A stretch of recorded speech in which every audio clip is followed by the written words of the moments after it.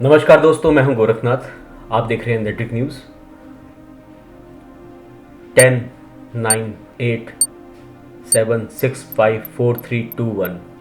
ये काउंटडाउन इसलिए क्योंकि सुबह से कोई भी चैनल अगर आप पलटो रिमोट से, तो हर चैनल पर सिर्फ एक ही चीज़, महा कवरेज। मोदी जी बोलने वाले हैं ठीक 11 बजे। देखिए, मोदी जी विपक्ष की धज्जियाँ उड़ा देंगे ठीक 11 बजे। हर चैनल पर सिर्फ यही चल रहा था, मतलब जम के सिर्फ और सिर्फ मोदी। और 11 बजे ठीक मोदी जी का भाषण भी पार्लियामेंट में चालू होता है। चालू होते ही दो लाइनें, हम कभी कड़वाहट के साथ नहीं जाते, लोकतंत्र में विश्वास बना रहे, इसके उद्देश्य से मैं काम कर रहा हूँ।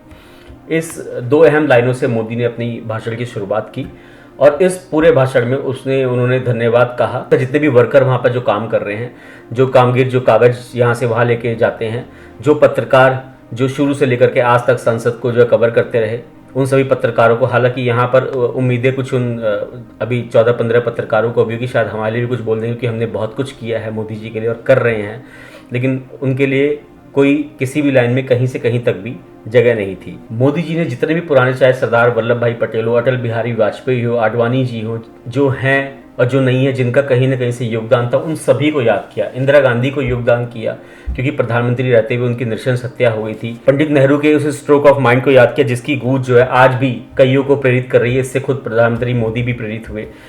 इसके बाद मोदी जी ने G20 से शुरुआत की और G20 को के बारे में बताते हुए जो है देशवासियों को शुभकामनाएं दी। और इसमें एक लाइन सबसे पहली जो जोड़ी वो ये थी, भारत की सफलता, ये भारत की सफलता है, किसी एक दल की सफलता नहीं है। हालांकि बीजेपी के जितने बड़े कार्यकर्ता या नेता हैं, चाहे वो अमित शाह हो, चाहे राजनाथ हो, उन सब ने इसकी बधाई और इसका जो एक श्रेय है वो सिर्फ और सिर्फ मोदी जी को या बीजेपी पार्टी को दिया और किसी को नहीं दिया। G20 के बाद जो उन्होंने चंद्रयान को बधाई दी कि चंद्रयान भी भारत की बहुत बड़ी सफलता है। इसके बाद जो विदेश और जितने भी विदेशी हैं, जो वहाँ के राष्ट्रपति हैं या प्रधानमंत्री है, उनसे भारत की दोस्ती के बारे में जिक्र किया। उसके बाद अपने द्वारा किए गए उस अहम फैसलों का भी जिक्र किया जिसमें आर्टिकल 370 है जो सदन के कारण था, one nation one tax GST उसका जिक्र किया, वन रैंक वन पेंशन उसका जिक्र किया, गरीबों के लिए 10% आरक्षण उसका जिक्र किया, सदन में इमरजेंसी को याद किया,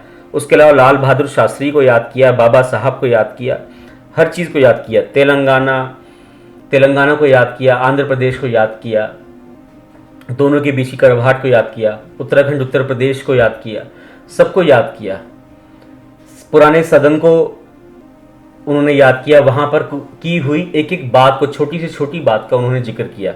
लेकिन आपको मैं ये बताना चाहूँगा, क्या उन्होंने याद किया एक बार भी? अभी कुछ दिनों पहले ही जो हमारे जम्मू कश्मीर में हमारे कुछ अफसर रैंक के अधिकारी शहीद हो गए, क्या उन पर वो दो शब्द नहीं बोल सकते थे? उन्होंने कोरोना के बारे में बात की कि कोरोना में हमारे सांसदों का 30% भत्ता कटा, लेकिन क्या उन्होंने इस बात का जिक्र नहीं करना ठीक समझा कि कोरोना में कितने लाखों करोड़ों का नुकसान हो गया लोगों के व्यवसाय का, लाखों लोग जो अपनी जान से जो है हाथ धो बैठे? क्या उन आंकड़ों का जिक्र उन्होंने करना ठीक नहीं समझा? रोजगार की क्या स्थिति है, महंगाई पर यही प्रधानमंत्री थे जिन्होंने एक बार कहा था कि महंगाई पर प्रधानमंत्री मनमोहन सिंह मां नहीं बोलते हैं। प्रधानमंत्री महंगाई का मां बोलने के लिए तैयार नहीं है, महंगाई का मां बोलने के लिए तैयार नहीं है।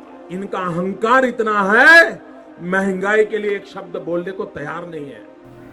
और इन्होंने भी आज महंगाई पर, आज क्या कभी भी इन्होंने महंगाई का मां शब्द नहीं यूज किया। मणिपुर में इतनी सारी घटनाएं होगी, आज भी मणिपुर का क्या हाल है कुछ नहीं पता, क्योंकि वहां खुद में इनकी सरकार है, उस पर कोई जिक्र नहीं किया। मंत्रालय इस तरीके से काम करते हैं। एक छोटा सा मैं आपको उदाहरण दूंगा, अभी हमने पढ़ा होगा, लखनऊ रेल मंडल ने चूहों को पकड़ने के लिए लगभग 70 लाख रुपए खर्च कर दिए और 168 चूहे पकड़े, जिसमें एक चूहे की कीमत 41,000 रुपए निकल के आती है। मतलब सोचिए कि मंत्रालय जनता के पैसों का किस तरीके से इस्तेमाल कर रहा है। ये तो एक चीज़ है, घटना जो निकल के सामने आ गई, जिस पर जांच चल रही है। ऐसी पता नहीं कितनी घटनाएं होंगी। बहुत सारी ज़रूरी चीज़ें मोदी जी जिक्र कर सकते थे। अगर कोई ऐसी चीज़ जो सरकार के हिसाब से नहीं हो पा रही है जनता के लिए, तो वो भी जिक्र कर सकते थे, बता सकते, लेकिन कहीं ना कहीं उन्होंने कोई भी जिक्र नहीं किया।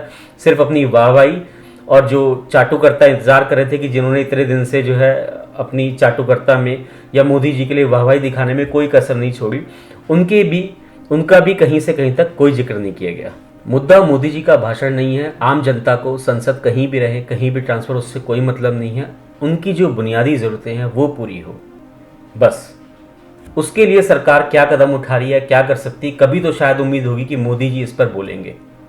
बाकी जनता, आप सभी लोग खुद समझदार हैं। आगे वो जो है 2 शब्द लास्ट में बोल करके बैठ जाते हैं कि और भी जितने भी माननीय सदस्य हैं वो अपनी मीठी या कड़वी यादें साझा करें। लेकिन हम इस प्रोग्राम को ख़त्म करते ये उम्मीद ज़रूर करेंगे कि शायद कभी मोदी जी महंगाई का माँ ज़रूर बोलें। बहुत बहुत धन्यवाद। नमस्कार। आप देख रहे हैं नेट्रिक न्यूज, साहस सच कहने का।